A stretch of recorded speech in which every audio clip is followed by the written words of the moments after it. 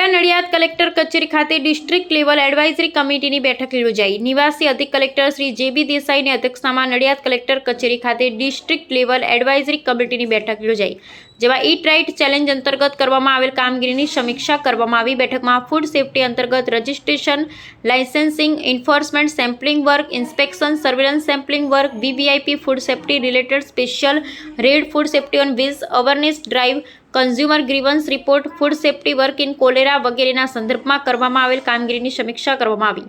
નિવાસી અધિક કલેક્ટર શ્રી જે.બી. દેસાઈએ ખાસ કરી શાળા કોલેજના વિદ્યાર્થીઓમાં ફૂડ અવેરનેસ બાબતે કામગીરી કરવાનું સૂચન કર્યું। આ બેઠકમાં ફૂડ સેફ્ટી ઓફિસર શ્રી પીડી પ્રજાપતિ સાહેબ, પોલીસ પુરવઠા, જિલ્લા ઉદ્યોગ ન્યુટ્રિશન સહિતના અધિકારી પ્રતિનિધિઓ ઉપસ્થિત રહ્યા। બ્યુરો રિપોર્ટર ઉમંગ શર્મા।